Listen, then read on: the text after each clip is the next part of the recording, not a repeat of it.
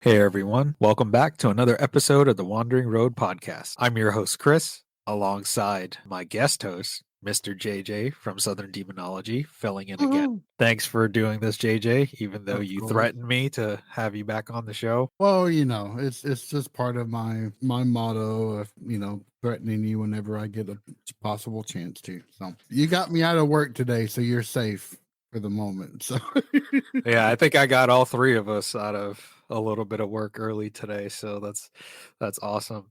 But joining us for today's show is Mr. Dave the Bearded Menace. Welcome to the show, Dave. oh, thanks for having me. I'm happy to be here. It's gonna be a lot of fun. Oh, I'm excited to talk to you today. I've seen quite a few of your TikTok videos of your own paranormal experiences and videos of stories of your viewer submissions. So those are always awesome, but I'm super excited to hear all of your stories. You said you had about what 20 or 30 of them to share today. So Give or that's take, awesome. yeah. Yeah. So supernatural stuff has always been like a part of my life and childhood to a certain degree.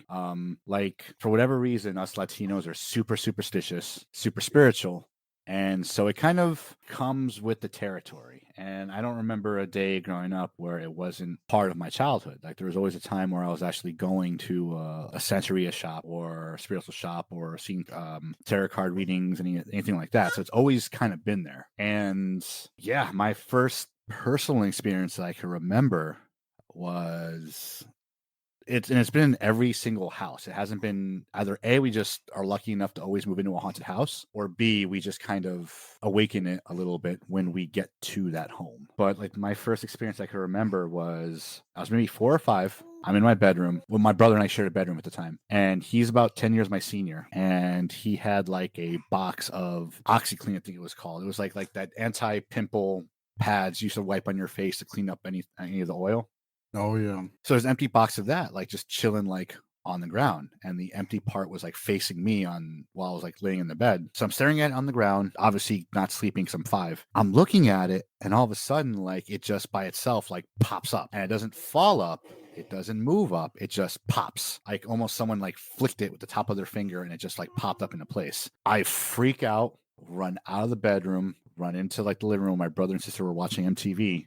And I'm like, I just saw a thing and it's not cool. And like, they tell me to go to bed. I tell my mom, she's more or less understanding of it because, she experiences stuff. I've seen some form of thing ever since. Like, I know it's mostly on my mom's side of the family, and it's usually from the women's side of my family. I can actually see or experience things. Why I can see and experience things, I'm assuming it's because I was raised mostly by my mom and my sister. I'm assuming that has why it has something to do with it, but I'm not exactly too sure. Quick question. You say that with every house, it's either you're lucky enough to or unlucky enough to have something there or you awaken it.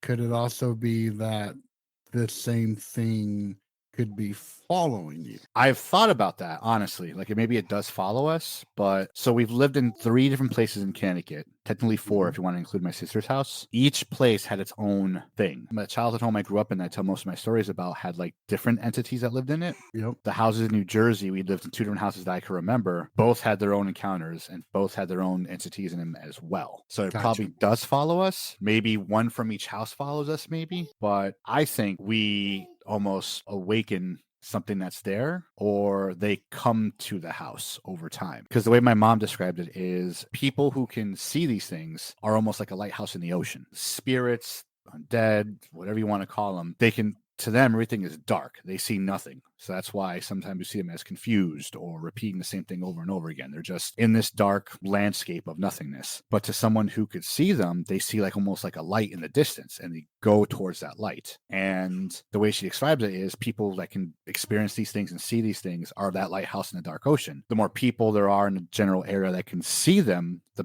brighter the light. When it's just me and my mom or myself, it's not really as extreme. When it's my mom, myself, and another family member on my mom's side, like a female, then it gets big. Then a lot of stuff extremely happens. Because the house here we lived in Connecticut, when it was me, my mom, and my sister living in the house, stuff was happening almost like every day. I've forgotten half the stuff that happened.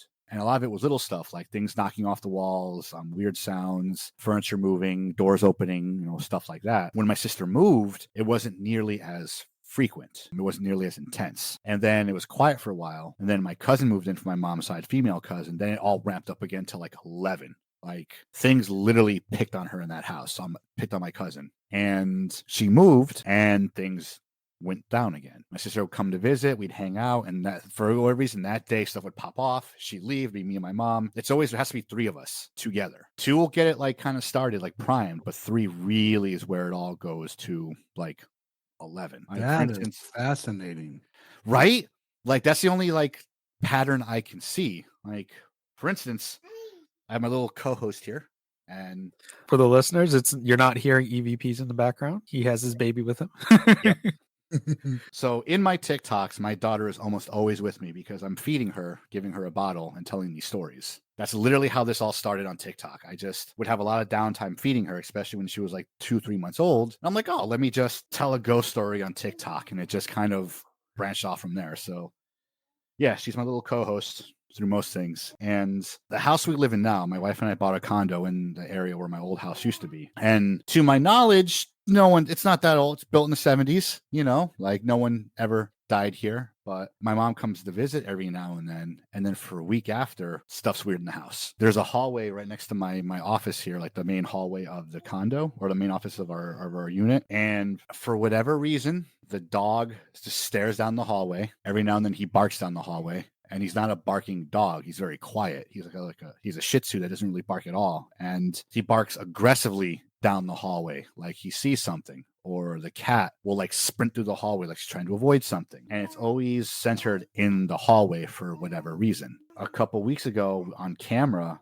we actually caught a voice saying something like down the hallway. I posted it on TikTok too. So you guys like definitely look at it's called The Voice, the story. I was off at a convention doing convention things. And my wife was here, like folding laundry and watching, of course, Ghost Adventures. And baby was sleeping in the bedroom, and she heard like a weird, just like wail in the hallway. And at first she thought it was the baby, went to go check, not the baby, goes back to watching, the show and folding laundry, then heard the wailing again. But this time the baby started like crying, sobbing, like something spooked her awake. And for the rest of the night, the baby kept on staring down this hallway that I just mentioned. And she was attached to my wife by the hip. She would not leave my wife alone until she went to bed and just seemed scared the entire night. Wow. So my wife tells me this, and I'm like, cool.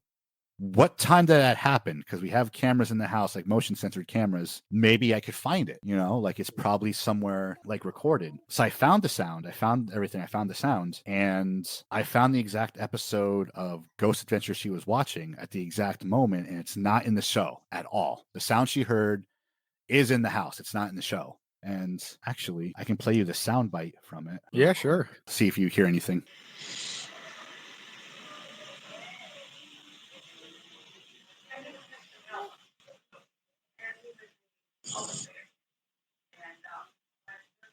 I'll play it one more time.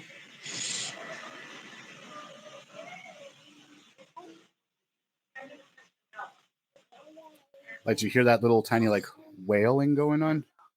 Yeah. Like it's almost like saying "Go away." That sound. One more time, just in case. Yeah, you can hear that clearly. Yep, that's what she heard. Like, do I need to like hall. this?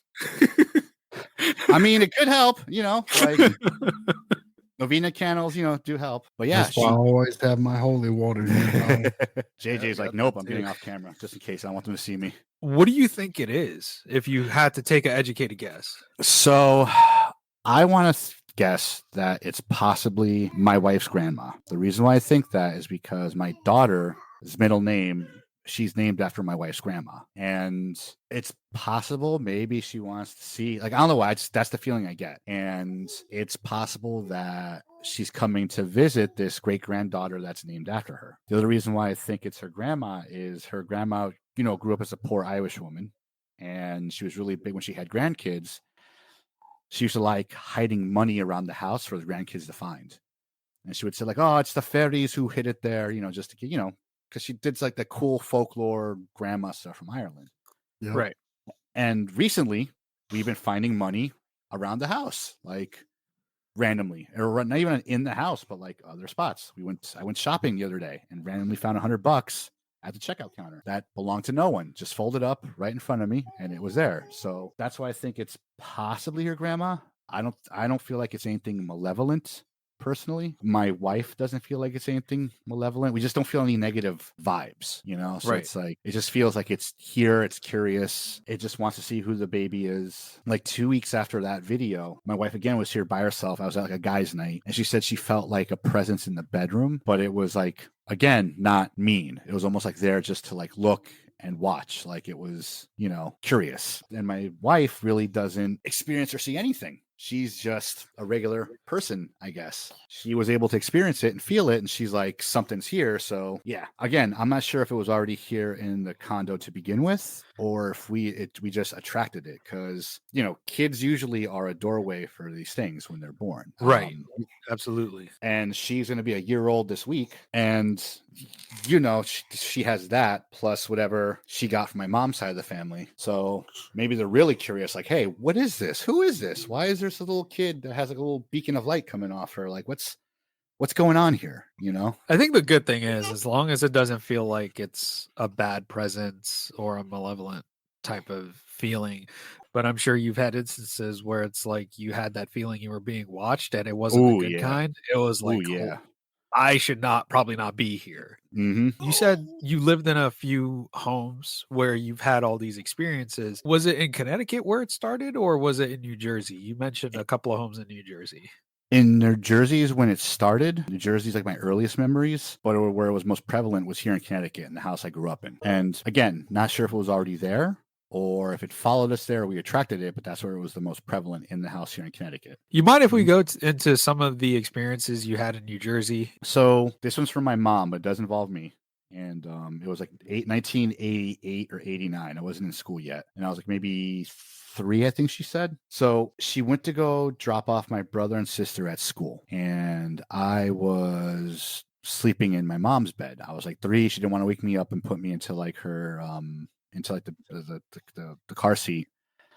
So she was like, all right, I'll be back in literally 5 minutes. I'm just dropping off these guys and coming back. Like the school's around the corner. So she left me sleeping in the bed, goes to drop off my brother and sister. And as she's coming down the hill back to the house, she said she saw me in the window jumping up and down the bed. And she's like, oh, he's awake and he's not scared. That's great. I'll be home literally like in 10 seconds. But as she's getting closer, she saw another figure jumping up and down on the bed. And she's like, who's in the house with David? And she speeds in, gets in the driveway, barely turns the car off, and goes running upstairs to her bedroom. And when she gets up there, she still sees me jumping up and down the bed, face all red, hair all messed up, like I've obviously been doing it for a second. And she's like, hey, are you all right? And I was like, yeah. Then I start searching around, like panicking, panically. And she's like, what is it? She's like, and I go, there was a little girl jumping on the bed with me. Where did she go? And I start searching around the room, searching under the bed, like looking for this little girl. And I couldn't find her anywhere. And I'm like, there was a little girl just here jumping on the bed with me. Where does she go? And my mom didn't say anything at the time that she saw a shadow in the window, because the usual Latino thing, if you see it, no, you didn't. Did you hear that? No, you didn't. So she's like, huh. But then what freaked her out the most is I started humming like a little song that the little girl taught me. And I was humming it for like 4 weeks until I completely forgot about the little girl, the whole thing whatsoever. And she said, to this day, she wishes she could remember the song because it sounded very, like a popular, like known song, at least not like a pop 1980s hit, but like a song, like a nursery rhyme a child would sing. But I was never taught it. This little girl taught me this song while we were jumping on the bed. Crap. Yeah. So the house back in the 80s, I think, was over 150 years old. And it was an old freaking house in New Jersey. And it was an old Victorian that they basically remodeled over and over again over the years. My dad was in construction. He was a mason. And he bought the house and he's like, all right, cool. I'll renovate the house myself. I can do all that stuff. I've done it before. And when he bought the house was fully boarded up. So it was pitch black inside. The only outlet that worked was in the basement. And my dad was rebuilding the chimney in the attic or the third floor. Or the third floor rather. And so my dad had an extension cord going all the way from the basement, all the way winding up the stairs to the attic and lining up one tiny little light bulb he had like on the extension cord. like one of those construction like hanging lamps. So while he's working on the fireplace, the light goes out. So he's like, "Oh shit!" I guess the thing went. So he unscrews it, shakes it. Doesn't sound like it went out. Screws it back, checks the switch. He goes, "Oh, maybe I yanked too much on the cord. Let me go downstairs." He goes downstairs to the basement, all the way down by himself with just a flashlight. Gets to the basement, cord's been unplugged. And he's like, "Oh, I pulled on the cord too much. That makes perfect sense." Plugs it back in, goes all the way back upstairs. Light won't turn on. So he's like, "What the hell?" Does every same thing, checks like the light bulb, checks the switch, goes all the way back downstairs. It's unplugged again. So he's like, "I know I didn't trip on the cord. Maybe I did." So he plugs it back in. He does this like 2 more times, I think. And like the last time when he comes down the stairs, it's unplugged and he gets upset. He's like, "All right, whoever's doing this, fucking stop. I'm trying to get work done." Plugs it back in, goes back upstairs, light turns on, finishes doing whatever he had to do in the chimney, then goes home. So something was in there messing with him, unplugging the cord to make him to keep coming downstairs. Another time, same house, my dad needed work. So he hired a day laborer to help him fix the house when he was there. The day laborer needed a place to stay after work was done. My mom didn't want the day laborer coming to our house because my sister was like 15 at the time. And she's like, "I don't want him staying here. I have a 15-year-old running around." So my dad's like, "All right, cool. He'll just stay at the house that we're renovating. It's a house, it has heat, it has electricity. He should be fine." So my dad wired it where the bedroom the guy was staying at with all his stuff had electricity. Everything else in the house didn't have electric. Only his had electricity, fridge, all that stuff. So the first night the guy stays there, my dad comes in the next day and the dude's exhausted, beat, tired. My dad's like, "What's wrong?" And the guy says, "I did not get any sleep last night. There's something up with this house. I kept on hearing sounds, people talking. It sounded like someone was going up and down the stairs." And my dad was like, "Oh, it's your imagination. We're like in a pretty, populous neighborhood. You probably heard people outside walking around and talking." And day laborer's like, "No, there's something here. Like I hear people at night and I swear like there was someone watching me as I was sleeping." Dad's like, "No, it's on your head, whatever." They get the workday done and Dad leaves, and this goes on for like about a week. And every single day, the guy's like, "There's something here. Something's going on. There's something in this house. Like I can feel it." So like the end of the week comes, my dad comes to the house, and the guy is gone, completely gone. Took off in the middle of the night and left all his shit in the house. And front door was wide open, like he just put off his boots and bounced, just ran out the front door and never came back. My dad never saw him again. My dad never, like anyone who like knew him said that he never came back to the United States. He just took off. Whatever was in the house scared the fuck out of him. Now, one thing to consider, he was a day laborer, which means despite what you think, he did cross the border illegally. People who cross the border illegally usually go through terrible things to get here when they cross the border illegally, which usually means they have nerves of iron. Not much scares them. I'm Latino. I've met plenty of day labor cross the border legally. These people are fearless. I don't give a fuck what anyone says. What scared the hell out of this man enough for him to run out of the house and never be seen again? What? Oh man, I'm Yeah. trying to think. Like what the fuck? Did La Llorona show up? Like what? Right? Like what was in the house? And my dad is from El Salvador, like deep woods El Salvador. So sometimes he would camp out at these construction sites because it made more sense to camp out there, sleep the night, and then get back to work early in the morning. Right. And they're all nuts. Every single one of them, they're all fucking nuts. So what made this guy run away? No idea what the fuck could have scared that guy. Because if you think about things that people go through that could potentially be traumatic, and then they encounter something that it's like, "Oh shit, yeah, I'm gone. I'm never coming back. I'm leaving the country." Yep. Like whatever I left, I'd rather deal with whatever that is in the room. Fuck that. Like, yeah. Or he never left, and it just made it look like he did. Oh shit. Like my mom used to say that all the time. She's like, "What if like 20, 30 years after we leave, they go to do like renovations of the house and they find his bones in the wall, like something sucked them into the wall and just like kept them there, Like my mom used to say that the dude is still there in the wall somewhere, like that whatever it was that's in that house took him. Because when you were telling that story, the only thing I could picture in my head is the guy standing in the corner, facing the corner, like in Blair Witch. Oh yeah, and then that's it. Yep, that just gave me goosebumps thinking. Sorry, not trying to get weird, but no, it's all good. It's all good. Like the house definitely was. It was again an old house, and it was when we first moved in. I didn't encounter these. It was my sister and my dad who encountered it when they first checked out the house. And my mom would tell me this also. Like the stairs, every single step had like a little drawer in it that you could pull out in the stairs. Yeah. And it wasn't from the side. As you'd walk up, go into the step, and you pull out like a drawer, and they had paperwork and stuff in there. And my mom said all that paperwork turned to ash as soon as they tried to take it out of the little drawers, just disintegrated in their hands. And it looked like just old 1800 papers, that they would write on back in those days. Had ink and ink, handwriting and everything. And every single step had a drawer in it that my dad kind of because there was all starting to sag after a while. And it was because those little drawers that were in there. So he had to like redo the stairs. And they found like this weird, I guess it might have been part of a well in the basement, but it was full of ash. Like a shitload of ash. And my dad, I don't want to say the idiot, but my dad being the guy who don't believe in nothing kind of guy. So my dad grew up in the backwoods of El Salvador. There was not much he was scared of. He was more scared of a physical human being than a ghost. Right. Because the whole idea is a ghost can't hurt you. A person can. And he went digging through the ashes, and I think they said they found like statues and gilded stuff in there. I don't remember exactly what they found, but they did find stuff in the ash that they later like sold, and the money went to like renovating the house, because the house was pretty well renovated when we were living there. Well renovated ish when we were living there, because my dad did everything on his own. Yeah, they found weird shit in it. The house was definitely constructed weird. I remember everything. I was 5, sure, but everything was big. I remember like huge in the house. I could ride on my dad's shoulders and still not touch the ceiling if I tried. It was a huge fucking house. But the only one that never experienced anything was my brother, because I guess his lighthouse is broken. That's interesting, because like I grew up in a haunted house too. And it's me, my sister, and my mom, and my dad like barely. I know the man like went through some stuff, but he probably just ignored it. He's like, I got shit to do. I got a family to take care of. I'm not going to pay attention to this.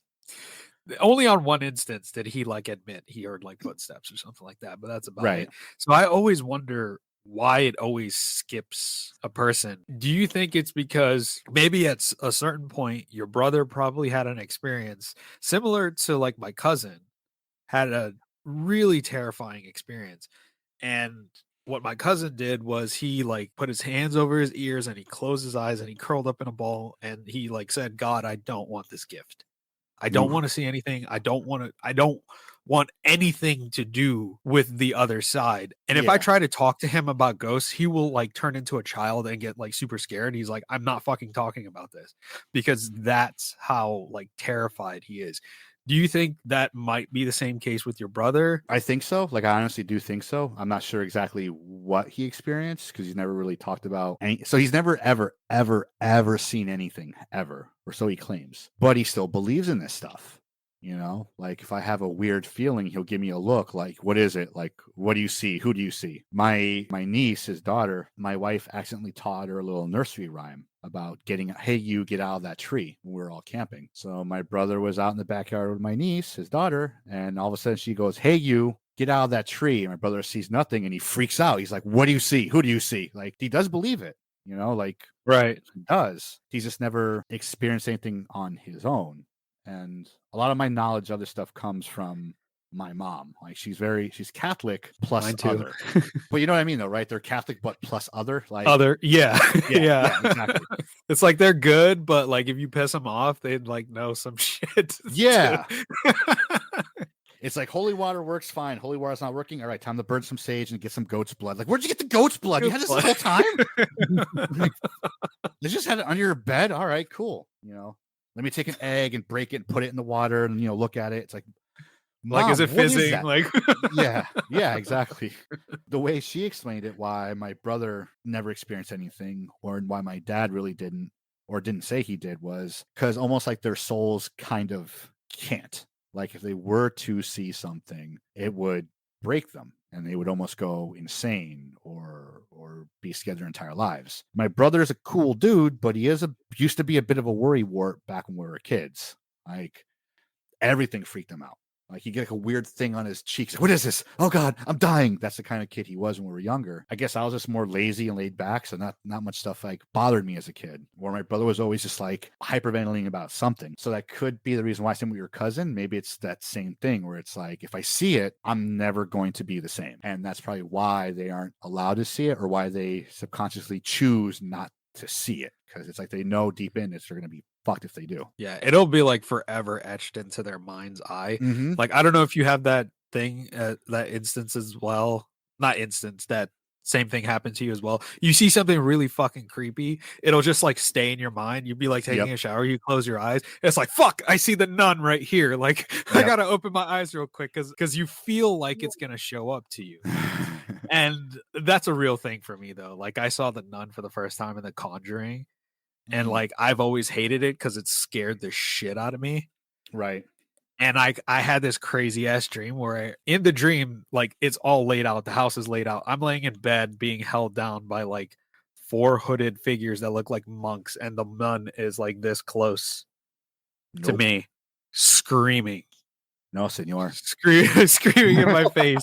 And it wasn't until like I said in the dream, like, in the name of God, like you don't belong here, then I like snapped awake.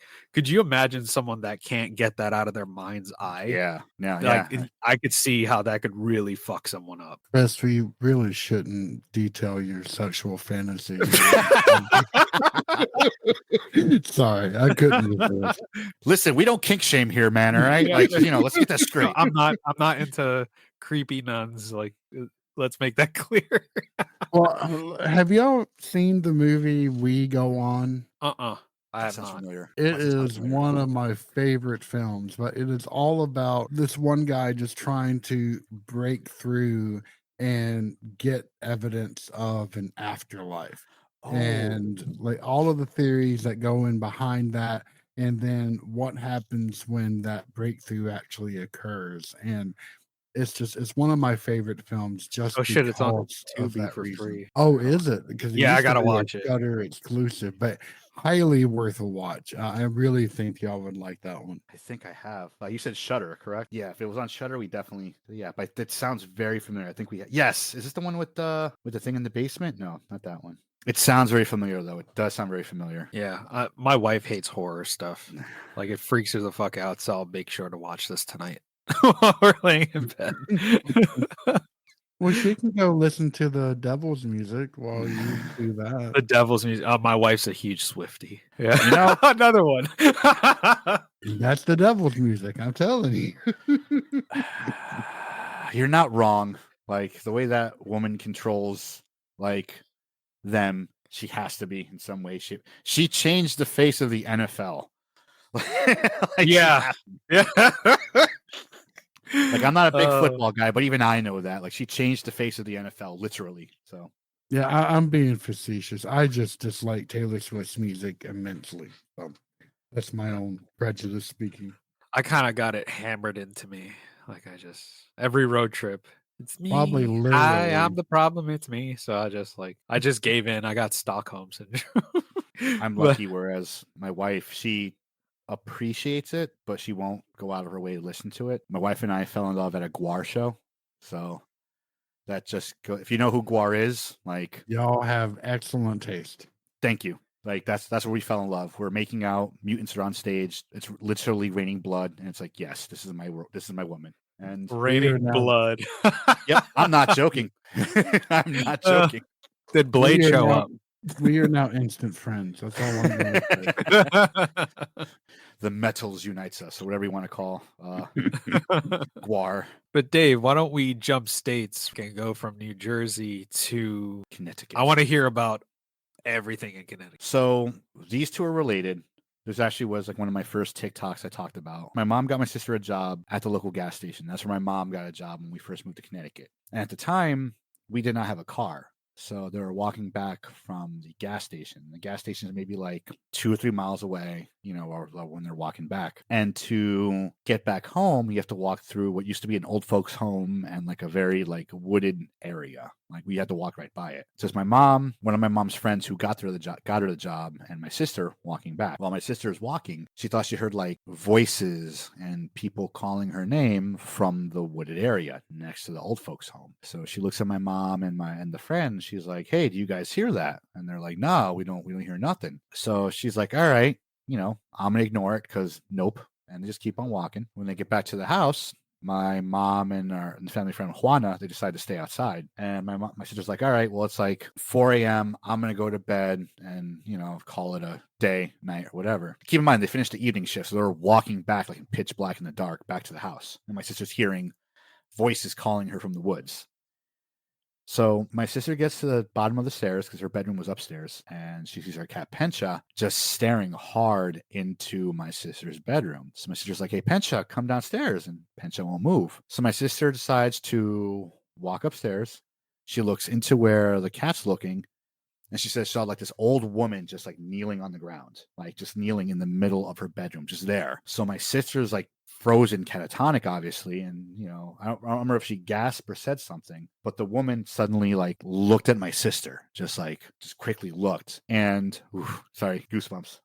I don't remember if she had something in her hands, the old woman, or if she didn't have any hands, but there was something up with her hands. I remember that. She basically comes floating up to my sister, like fast, gets into my sister's face and screams at her in Spanish, todo es tu culpa, todo es tu culpa. Like, everything's your fault. Everything's your fault. In Spanish, mind you. My sister goes to cover her face because she's freaking scared. And then she, takes her hands out of her face. The old woman's gone. Like, the chick is gone. She looks down at the cat Pencha, and now the cat Pencha is staring at my sister, and the cat is hissing at my sister. So my sister freaks out, screams, run downstairs, and wakes up my brother, myself, tells my mom and the family friend outside that what she just saw. I think my mom did her whole like holy water thing afterwards to bless the house. But yeah, that was the first instance of something happened in the house I can remember. At the same time that was happening, my mom and Juana were outside. Remember, they stayed outside to talk about work and stuff. Behind the garage, it sounded like someone was mimicking their voices, almost making fun of them. They were in the front of the house. Garage, like, we went to the backyard. And every time my mom said something like, hey, did you see that one customer? It almost sounded like someone said, hey, did you see that one customer? Coming from the backyard. So her and Juan are like, yo,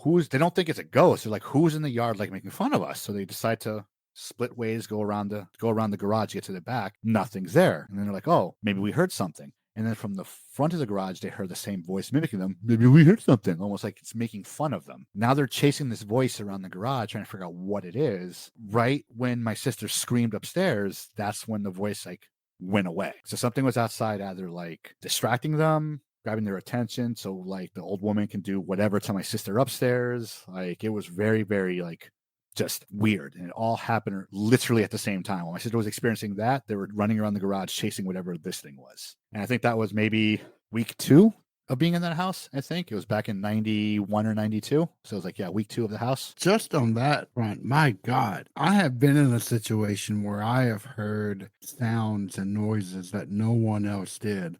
Right. That's freaky enough. Right. But to then come face to face with a spirit, and then to have your cat hissing at you when it comes right up to you and then disappears, that almost makes it sound like you're now carrying a piece of that with you.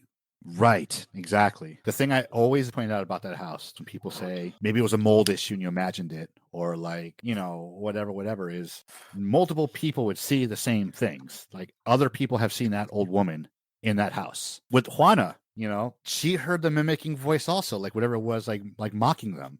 She heard it as well. So something happened, and it was like the running theme of that house. People would experience the same things, see the same thing, or they would see the same entity and they never talked to each other about it at all. Like, they would see the same. My wife, when we first started dating, I forgot what I was doing upstairs. And she was down in the living room waiting for me to do whatever. I think because we were about to go out and do something. I was finished getting dressed. And she said she thought she saw my mom, like, hunched over, like, go into the bathroom. It was like a dark hallway. Like, the way the hallway was situated, if all the doors were closed, it was dark even in the daytime. So she thought she saw like someone walk into the bathroom, and then she's like, wow, his mom really had to use the bathroom. She's been in there for like quite a minute. I come downstairs. She's like, hey, I think your mom's in the bathroom. I'm like, my mom's not even here. Like, she's at work. And yeah, so my wife saw the old woman. The second time she saw the old woman, she went upstairs when we started living together, and she moved in with us. She went upstairs to our bedroom. And when she walked into our bedroom, it looked like the old one was like basically standing in our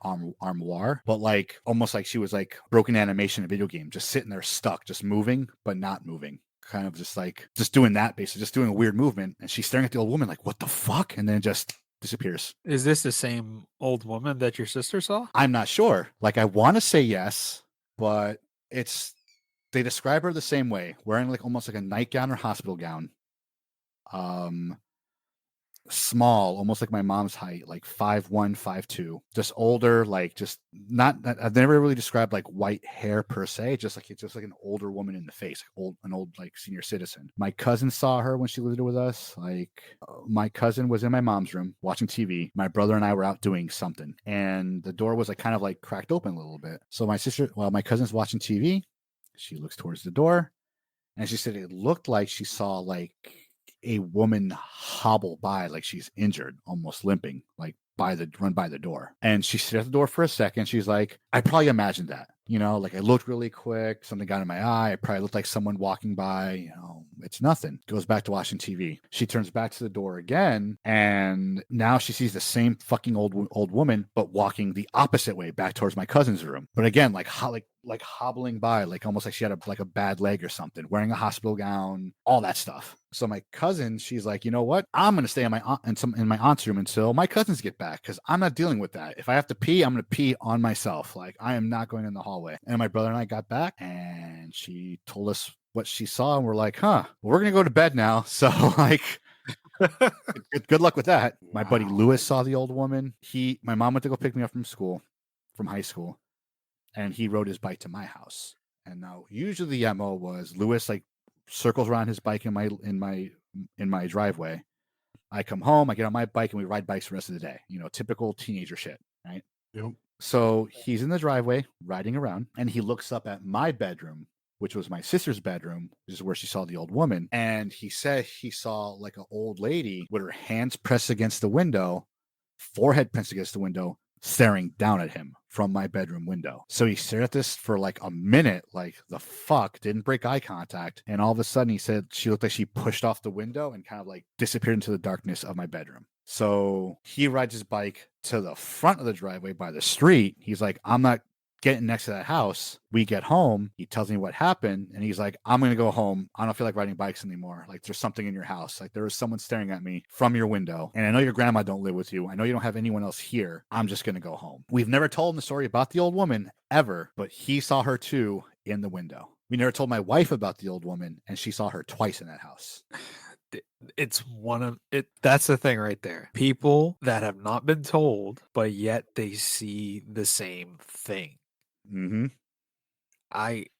And then you'll have people that say like, oh, you're hallucinating. Maybe it's a gas leak. It's mold. It's something. Like, are we all hallucinating at the same fucking time? Right. Like, was your friend sitting on the driveway hallucinating that old woman? Mm-hmm. I don't fucking think so. What do you think that was, Dave? Because you said your mom worked at what, an old folks home, or were you guys close to one? We were close to one. She had to walk. So it was a gas station they worked at, and it was a mobile gas station on the highway. So yeah, a 24-hour gas station they worked at. And at the time we didn't have a car, so they had to walk by an old folks home to get back to the house. So it's very possible that my sister picked up something while they were walking by it, and it just went with her as they went back to the house. And then it just stayed there ever since when they got to the house. There was also an imp that used to run around the house that my mom, I never saw it. If I saw it, I'd probably shit myself, but my mom would see it. An imp or a duende? It might have been a duende. It might have been, now looking back, it might have been a duende. But the way she described it is it had like the proportions of a child, but the face of a grown-ass man. It was the size of a 3-year-old, give or take, not much bigger. And she described it clearly. It was like, looked like a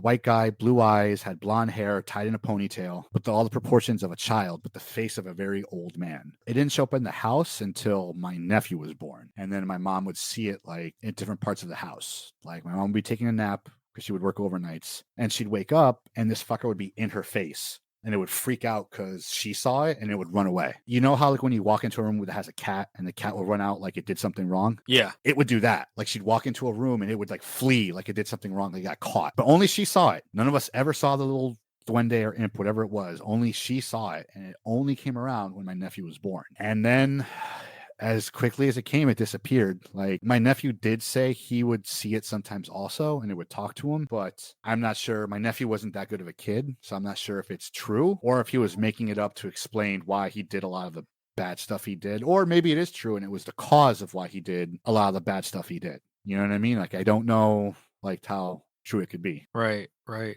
So for my understanding, was this house you're talking about, like you said you lived in other locations in Connecticut, or all Yes. these related to those different locations? So my sister lived in a house in Connecticut also that had its own set of weird shit. There's the condo we live in now that's starting to have stuff start up. And then there's our old apartment we lived in for a little bit in here in Connecticut in the same city that my wife and I lived in for a while, that things started to happen, but not as frequent as they're happening kind of nowish, where the apartment we lived in downtown, maybe things happened once every 6 months, if that. Here in the condo we're living now, it seems like it's like once every month something pops up, like something spooky happens that just can't explain too well. My sister's house that she lived in had its own weird entity stuff that we never saw, but we kind of felt. But the one in Connecticut, that's where everything was like localized. That's where everything just like came together. One of the theories I have is, when my sister moved to her house, maybe whatever was in the house in Connecticut, some of it followed her to her house. Same thing with us. When we moved into the apartment downtown, maybe something followed us from that house into downtown. And now it followed us here. None of my daughters here. It's kind of more of like of a beacon for whatever it is. Hearing about the little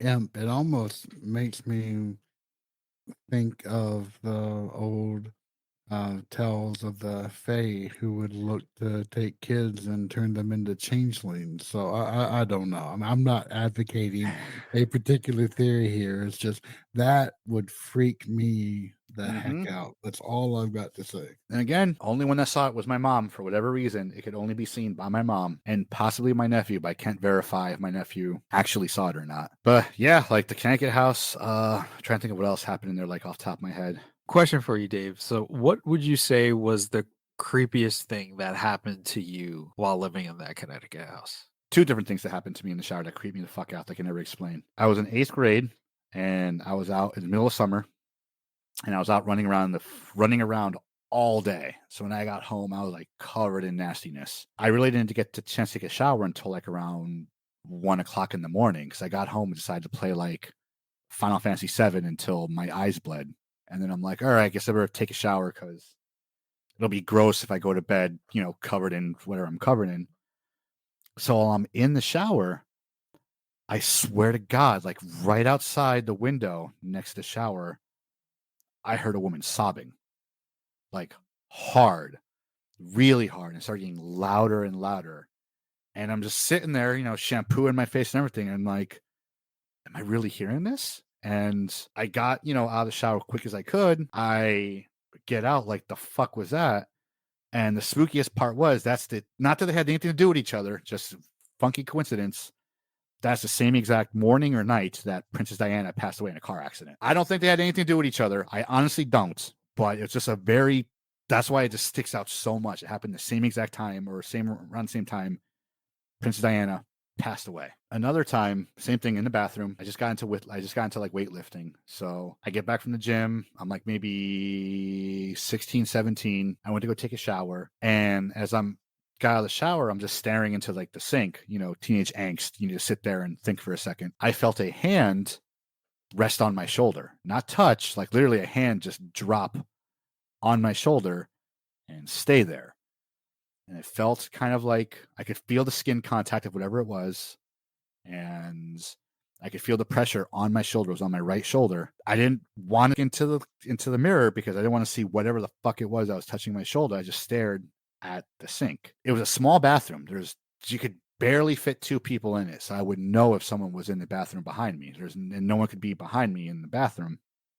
So I did the only thing I think I could do is I backed up as hard as I could into the wall, and whatever it was let go, and I just ran out of the bathroom and shut the door behind me. My cousin was in her bedroom right next to the bathroom, and she kind of saw me like sitting next to the door, holding the doorknob, kneeling on the ground, like, yo, something in there just touched me like in the shoulder, like something's in there. She comes over and she's like, let me see what it is. And I refuse to let go of the doorknob. I'm like, no, I'm trapping whatever it is in there. Like, it's not getting out. She's like, just let me see what it is.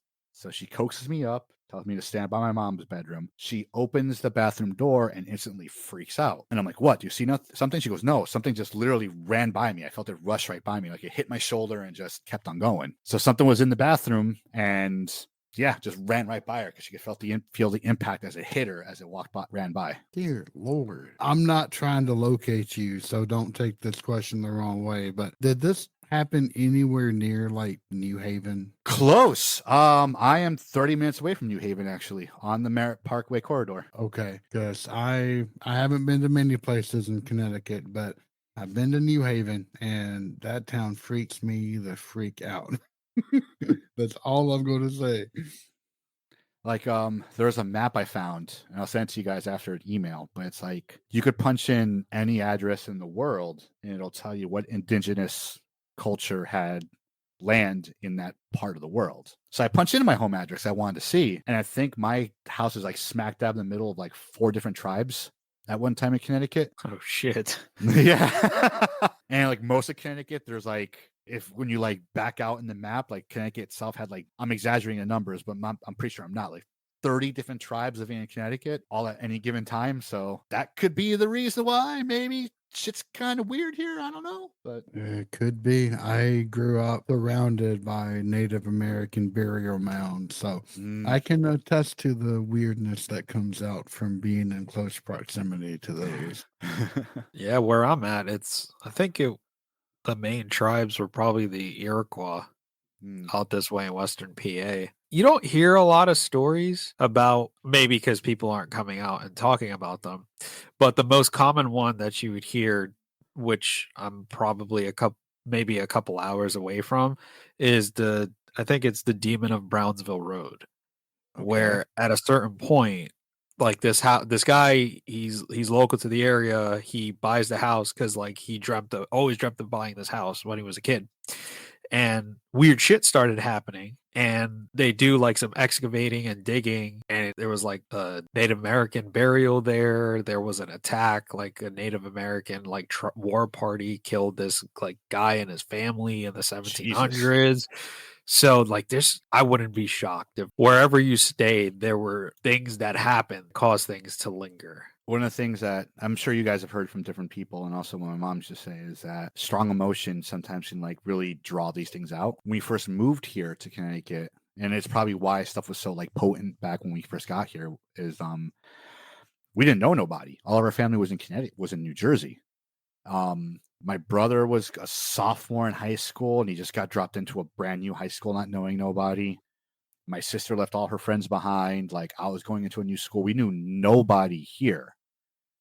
So I'm pretty sure like all that plus the move plus why we moved probably like all really made the stuff culminate. When my cousin came to live here from El Salvador, she came here as like a refugee because El Salvador at the time had a massive earthquake and her neighborhood was gone, wiped out. So she literally had nothing to go back to. So she came here, and, you know, in a new freaking country with an aunt you only met once, with people that you're calling cousins now that you hardly know. You don't speak the language. You can't go anywhere. You can't get a job yet. Like, you're just stuck in this house. That, I'm sure, made things like freaking like rise up real quick, you know? So that's probably why a lot of this stuff kind of happened with that much potency, that much, because like that extra emotion made it worse. Well, yeah. Anytime you have a center of anxiety and angst, and I just remember Art Bell always talking about how things love to attach themselves to teenage girls, and you have a recipe for some interesting times ahead.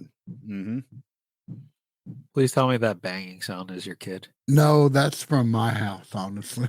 Okay. All right, dude. I'll tell you what, Dave. Like, your story so far have been so freaking like terrifying, to the point where I've had goosebumps, and I just keep looking at my door just to make sure nothing's popping up, which is freaking insane. I'm a Twitch streamer also, and I still beat myself up for not saving this one like VOD on Twitch. But it happened in that house years ago when I used to do something called Nightmares and Horrors, where I would play a horror game and, you know, react to it. And I did this like 10 years ago, and I regret not sticking with it, but I digress. Anyway, I was playing Until Dawn on stream. The way my camera was set up was I'm facing it, like basically how I'm setting up now. I'm facing this way, camera's looking at me, and I could kind of sort of see the door like to my bedroom and leading into my my living room leading to my bedroom on the second floor. Randomly, I'm playing, and the fucking door to my bedroom opens just like a horror movie. So I look at it, all of chat's reacting, the 4 people that were in it, and they're like, did that just open by itself? And I'm like, yeah, but no one's here. So I go to the door, close it, go back to playing my video game. And at one of the pivotal points in the freaking game, the door opens again. But this time a little quicker, just like fast. We all react to it. I'm staring at the door. Everyone's like, like again, the 4 people in chat are freaking out about it. And without warning or anything, the door slams shut, like hard, like boom, like slams shut, and shakes like even shakes the camera a little bit and shakes everything in my little living room space. So I'm staring at the camera. Someone clipped it, the whole scene. I go up, open the door, check. There's no like breeze. I had nothing open. Like it's never done it before that, except for like technically one other time. Like it's never done anything before that and since. And yeah, chat saw it. It was like live on stream. But I didn't like save that VOD, and I punch myself to this day like that and save it because it just happened, and then that was it. Like it was a passing, fleeting moment. Back in high school again, it's me and my buddy Scotty. We're playing Armored Core in my room. So to explain how the house went. We first moved there. My sister had the second floor with her then fiance and my nephew. The second floor was just basically 2 bedrooms. But one of the bedrooms was really big, and you can almost turn it into a living room space. When my sister moved out, no one really was up there. My brother went to the army, so it was me and my mom, and I stayed in my brother's room. When my brother came back from the army, we started renovating the second floor because at the time there's like the insulation wasn't great. So we renovated it so my brother and I could stay there in the winter, all that crap. And then when he moved out, the entire second floor became mine. Okay. So it was like I had my living room space and I had my bedroom space. This story takes place in high school when it was both my brother and I upstairs in our bedrooms. My brother was in the army. And I think he was in the Army Reserve. And at the time he was doing his, I forget what it's called, but he's off for 1 weekend a month, 2 weekends a year type of thing. And he's out doing that. And me and my buddy Scotty are hanging out and we're playing Armored Core in my bedroom, Armored Core 2 in my bedroom. And he never believed in any of these ghost stories ever. Like he always thought it was full of shit. That's in my head. There's mold in the house, the usual, explanations. While we're playing, he said he could feel something like at the doorway to my bedroom, just kind of like staring at him. He just kept on looking like at my bedroom door. And I'm like, you good, homie? And he goes, yeah, I just feel like, something's here, whatever. It's fine. We keep on playing. And all of a sudden we hear my brother's door open, the one that slammed many years later when I'm playing on stream. So we look at the door and it's open, and I'm like, I know that door was closed. So I walk up, open the door, thinking me and my brother's messing with us, that he just came back and his car's not in the house. No one's in there. It's empty. Close the door. Tell my buddy Scotty it's nothing. We go back to playing our video game. And this time, for whatever reason, we both looked at the door at the same time, and we could physically see the doorknob turn and the door to his bedroom open. So we're staring at this, and Scott's like frozen in fear. So I go, I'm going to check out what it is, Scott. There's got to be because I don't want to freak out my friend. I'm like, there's got to be an explanation. I go up to the door. Again, brother's not there. He is not in the house. It's me and my buddy Scotty. Mom's at work. It's just the 2 of us. That is it. And there's only one way to get to the second floor. And so through one set of stairs, landing, you take a left, you go into my room and take a right. It's in brother's room. It's not that big of a house. It's a cape. We go back to playing Armored Core, and we could hear someone walking up the stairs, stopping at the last step before getting onto the landing where we can see them, and then walk back down the stairs. That there were old creaky stairs. You had to be no less than, if you weighed more than 50 pounds, you were going to make a noise going up the stairs. And just up the stairs, down the stairs, up the stairs, down the stairs. So Scotty's like, all right, I believe it. This house is haunted. Just stop. Leave me alone. I just want to play the video game. And once he said that, it stopped. We go back to playing Armored Core. We finished doing what we were doing. Back in the day, he would just walk out, like how best friends are. He would just leave the house on his own, go to get his bike, and maybe get something from a fridge, and that's about it. This time, he's like, I want you to walk me to my bike. I am not walking downstairs by myself. I'm not going to the garage by myself. You are walking me to my bike like you're my date, and that's about it.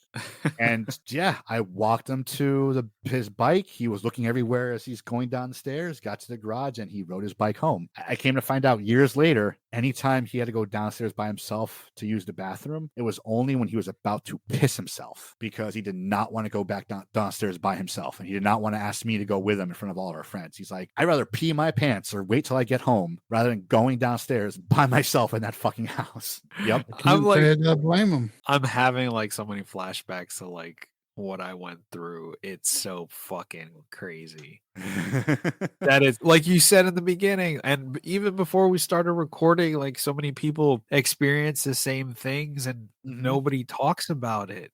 It's now, did you ever feel afraid, like when you were in your teen years and you were a lot older in your 20s, still living in that house? Did you ever have like a moment of fear, or was it like, oh shit, the door just slammed and nobody's here type of thing? Like how did you feel? It's like watching a horror movie. You're scared for a second. You feel like the tingling electricity feeling in your body. I don't know how to explain it to people who've never experienced it, but it's like, you know what I mean? Like when you see this stuff, it's almost like your foot fell asleep, but it's like your whole body, and you just feel like a tingling sensation like everywhere. Like lightning's about to strike, or it just did strike. But then, after it was done, it'd be like, all right, that's settled. Right then, let's go back to whatever we were doing, because that's all you really could do. There's only a handful of times I ever said fuck this and ran away from something. It was by myself in the house. I had my dog O'Malley at the time. He was sitting on the bed with me. I clearly remember something like sitting on the edge of the bed, and I could see the imprint like in the bed and the actual bed creak, and then the dog kind of growled at it. So I was like, fuck this. I grabbed the dog, put him in my car, and we just drove around for the rest of the night until my brother got home, because I was like, I'm not dealing with this. I don't give a fuck what that is. And the day we moved out was a very spooky time, because it's almost like the house knew we were leaving. And to put some history behind it, the reason why my now wife moved in is because my mom had an aneurysm, and I was taking care of my mom, and I needed help taking care of my mom. The three of us in the house and my mom having memory issues really made the stress level high in the house. So around that time, a lot of shit was going on when my wife lived there. And again, my wife doesn't see shit, but when we were living there at the time together, she saw a lot of shit. When we were moving out, I was the last one to go back to the house. I did like a whole dummy check to make sure everything was gone. I could feel like something following me, like a few steps behind me the entire time. And I could feel eyes everywhere just staring at me. Like all the air in the house was very heavy, and it was just wrong. Like if I stayed there any second longer, something bad was going to happen. But it just, I could feel like in my tongue, like a weird sensation, like a weird tingling, like, when you put like a 9-volt battery on your tongue, it felt like that. Like something was happening. And the house knew. The house was not happy about it.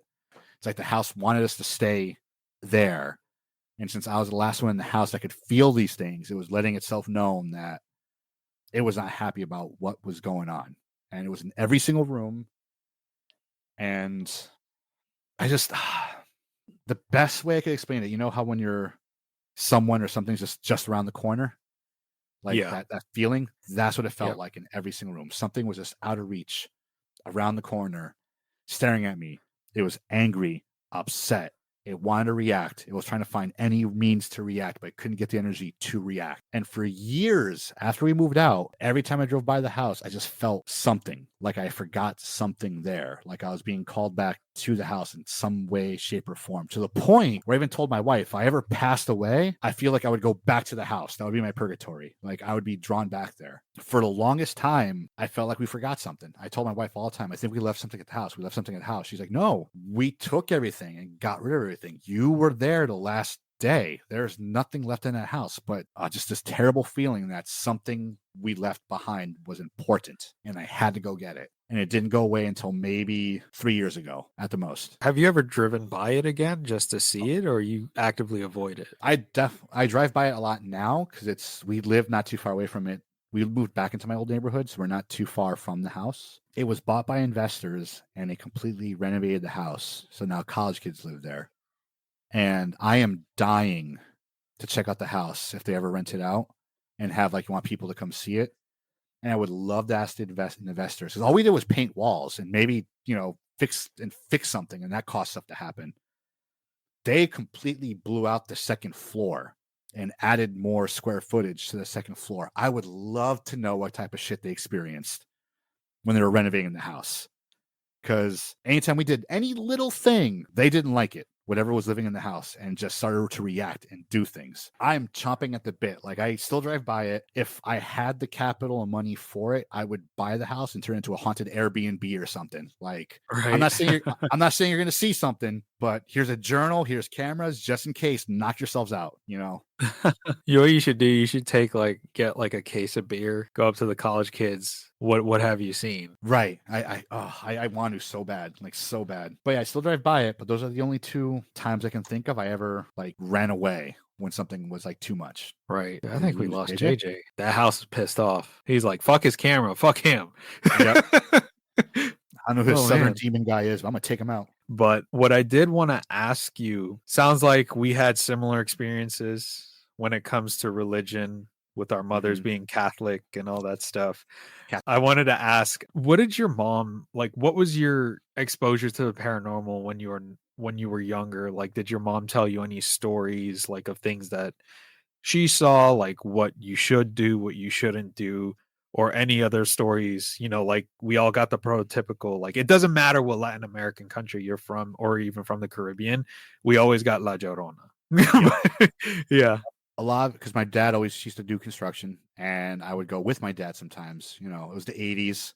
It wasn't uncommon for a 5-year-old to be at a construction site back in those days for whatever fucking reason. But my mom would always tell me, she's like, listen, he always does construction in very like forested, wooded areas. You know, he was like in the Livingston part of New Jersey that wasn't really built yet, and his company was building those neighborhoods that are like now mansions now. She would say, you're going to be in the middle of the woods. When you guys leave, don't look back into the forest because you will bring something with you from the forest back to the house. Whenever you enter the woods, you know, say hi to the trees, thank the leaves, thank the sunlight. Like, you know, they're the spirits of the woods that will, you know, make it hard for you if you ever disrespect them. She would say stuff like that. Never whistle in the middle of the night when it's dark, because that would also draw spirits, bad spirits, to you, because now they can hear you and find you. Something with spoons. I forget what it was, but like a spoon fell a certain way and pointing a certain direction, something would come from that direction or something, but it had to be like specifically a silver spoon. I've never looked into it more than just talking about it, because as soon as I talk about it, I forget it like a day later. Other stuff that she would say. She used to do this thing with an egg that she'd get like a glass of holy water, just water in general, that she would bless. Is it And the she egg would cleanse? wasn't the egg cleanse. We've done that, yes, with the you rub the egg on you and stuff. But Uh-huh. she would break the egg open, a raw egg, into the water, and it would make the shape of whatever was in your home or like troubling you. A lot of it could have been, you know, paradoxia, where you would actually, was it paradoxia, where you would actually see something like a shape or a face that's not really there, or Pareidolia. pareidolia.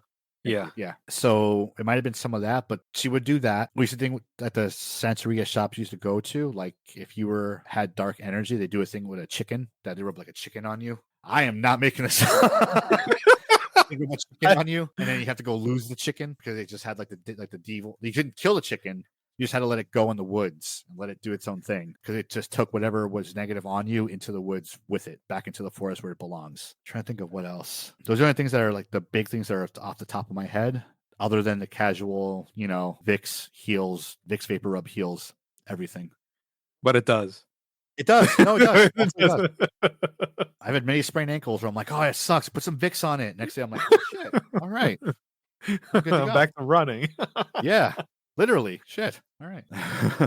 Oh, that's funny. If you want a little bit of Southern lore, like we didn't grow up with Vicks, we grew up with Sophus, but we called it Sophus, but it's actually Soltis.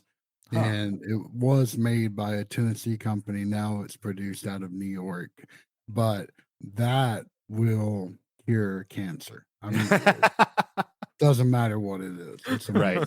amazing. That's cool. But JJ, I don't want to deprive you of any questions or anything about the stories that Dave has shared. Do you have anything? No, I asked mine while the stories were ongoing. They were absolutely fantastic, and I am so glad I got the chance to meet you and to listen to them in person, because, well, virtually at least, but it has been such a pleasure. Thanks, man. Well, absolutely. I do have a couple of other things before we wrap up, Dave. One question I got for you, and JJ, maybe you'll enjoy this as well. What are your thoughts on the demonic? Do you think what was going on in those locations that you lived in, do you think they were of a demonic nature based off of, the guy that was working for your dad just like fucking up and left? You got the lady yelling at your sister saying it's all your fault, it's all your fault. And with the whole, like mimicking your mom and the doors slamming, like taking all of those experiences, like what do you think it is? Do you think it just happens to be mischievous spirits, or do you think there's something more like infernal at play? So all the stuff I experienced, I want to say was just mostly mischievous spirits or confused spirits. Has myself or my mom encountered demonic stuff in other places? Yes. And usually it's a little different. Or a lot different rather, excuse me. Whereas you could tell by the smell, there's always a smell of sulfur or of rotting meat that can't be explained. It's more, it physically harms you. Like it will leave scratches and welts and bruises if it's demonic or just evil in general. But the biggest thing of all that we've never encountered in any of the homes is it feeds off of one person. Doesn't necessarily possess them, but it feeds off of one person. So that one person's like sick or emaciated or they can't think straight or they just look unwell and people can't, and a doctor can't tell you why they're unwell. That's in my experience when it's been something slightly demonic. And it's only happened one time with me and my mom. It was at a friend's house. She honestly wasn't doing well, and everyone in the house was like into like some type of fuckery. Like it was almost, it was like kind of influencing them to do something. I'm not sure what my mom did to get rid of it. I was not there for it. I was just went along for the ride. And then when she found out what it was like, oh shit, go home. Let me figure this out. So again, she has Alzheimer's now, so she can't really tell me what she did. I've never wanted to ask just because I really don't want to know. But everything we've experienced has never been demonic in those homes. I have theories of what some of the stuff could be and why ghosts do what they do and why some people can experience and why some can't. But as something as demonic, no, I don't think so. Not in those houses. That is fascinating, especially the olfactory perspective that you bring into it, because that's something that I've never really talked about, but I think is extremely true. There's always a physical telltale sign. Mm-hmm. And the fact that you bring up sulfur or rotten meat, it could be a couple of others, but yeah, and I agree. Everything that you described, and of course I wasn't there. I have zero perspective, but from what you described, it doesn't sound malicious in nature. Just confused, angry, maybe. But yeah, honestly, at some point, I'd love to have you on Southern Demonology just to talk a little bit more about that one particular infernal experience. Sure. You poaching my guest. I'm kidding. I gotta be selfish. You're welcome to join, dear Lord. Like my theory behind all of it is really quick, and the theory only came to fruition after my mom got Alzheimer's. Is if you notice in hauntings, ghosts do one of three things: they mimic someone's voice, they do residual stuff, like you see the same ghost doing the same thing over and over again, or B, they're intelligent, they know what they're doing, and they're trying to get your attention, or they want you to get out of their house. And one of the questions a lot of people ask who are skeptics is like, why don't we see ghosts of cavemen or people from like the 1800s and so on and so forth, right? And it's a valid statement. It's a very valid statement. Human beings, whether you believe in ghosts or not, we can all say that we're just an amalgamation of electrical signals. Electrical signal from the brain goes down to like the body, makes you do things, all that stuff, yada, yada, right? That's what we are. Who's to say consciousness is not the same thing? What if you have a very gregarious like personality, and when you pass away, that consciousness still exists as an electrical signal in some way, shape, or form, right? And the reason why hauntings come in either residual, intelligent, or a mimic is because who you are as a person begins to fade away, much like someone with Alzheimer's. There's times where my mom is staring at me and she doesn't know who I am. And there's other times where she can tell me everything about what we did a couple days prior. And there's other times where she can't even, remember anything about herself. Who's to say we don't do the same thing after we pass away? That there's a part of us that's left that slowly fades away over time. And what's left over is like a residual haunting or a mimic. And the ones that are intelligent are the ones that are still holding on to that life, that still have like that consciousness running through whatever is in the ether. And they're still able to hold on to whatever type of personality, type of person they were. That's my theory behind the whole thing. I really like that because you've got people that will classify spirits into different categories. You have your intelligent ones, you have your repeating ones, which is almost like, whatever horrific event has tied them to the mortal coil. It's just like a record playing. But if you take it in terms of memory bubbles, and because the brain, people are beginning to hypothesize that maybe what allows for thought involves quantum tunneling. Right. Yeah, and you actually see that kind of dissipation, especially when it comes to stories about animals and their spirits, because they never last all that long. Nope. It could be 6 weeks, it could be 2 months, but then it fades. Maybe the same thing is here. We all have a time limit to how long we can be. Anyway, sorry, I'm not trying to go off the rails. It's not like I have a rule book here that we can look at. No, that makes sense, JJ. There might be some sort of limitation on the energy or something of that sort before it goes elsewhere. But then again, you have the demonic side where it can choose to stay where it wants to go, where it wants to be. The demonic was never human. They have no timeline. Yeah. JJ had some technical difficulties, and Dave brought up an interesting kind of correlation between people in the paranormal and the things that we like, and when it comes to the creative. So, Dave, you want to go ahead and share that? Sure. So it started with Chris actually saying how like most people who are into like this type of stuff are into something else that's kind of weird or off the cuff, like anime or, like any type of like creative fields like illustration, drawing, or music. I had a professor who said that every single creative person he ever met or knew also, if not believed in the paranormal, had a paranormal experience.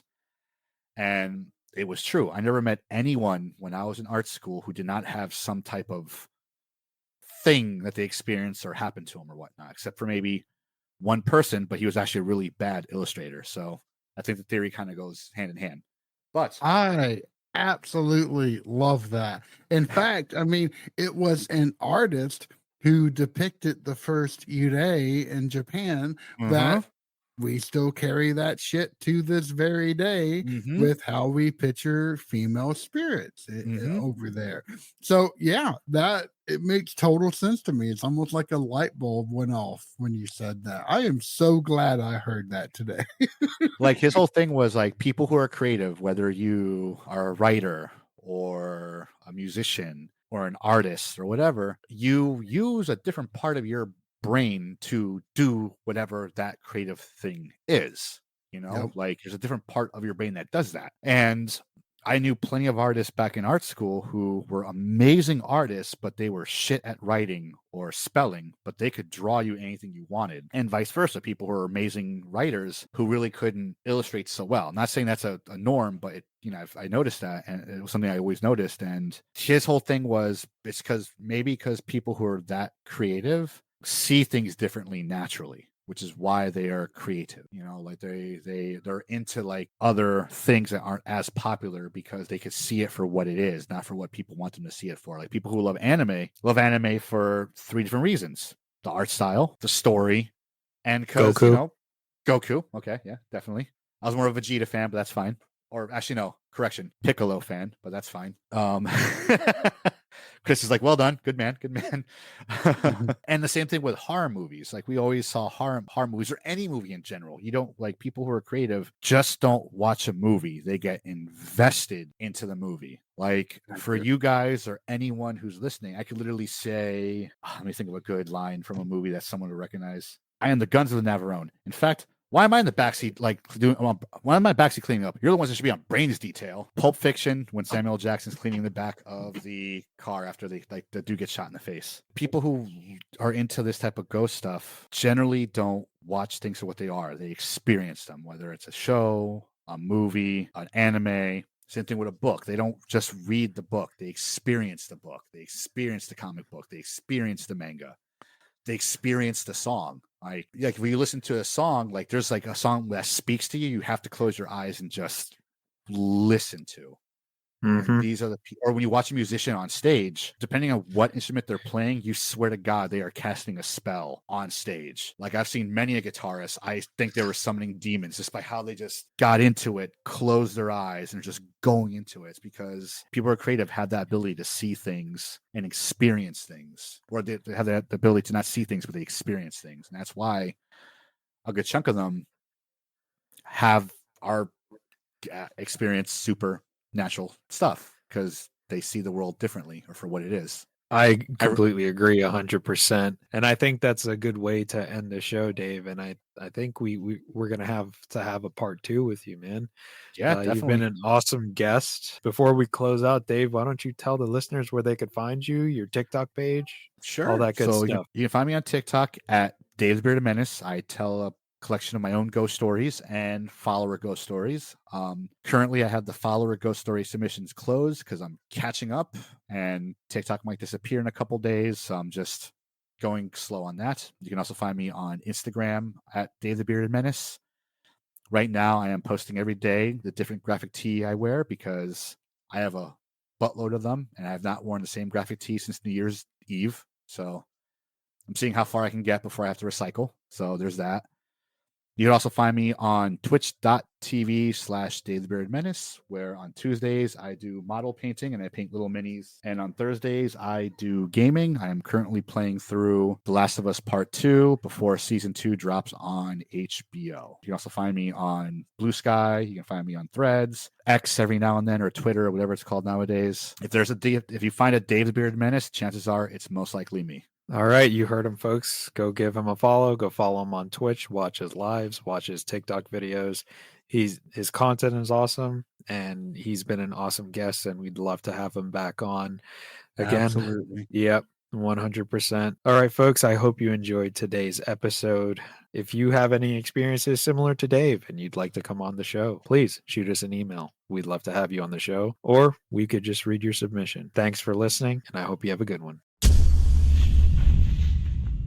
Thanks for tuning into today's episode of The Wandering Road. You can find us on Apple, Google, Spotify, and most podcast platforms. Be sure to subscribe and share. Also, don't forget to give a follow on Instagram at twroadpodcast and follow my TikTok at twrpodcast. Take care, and I'll catch you on the next one.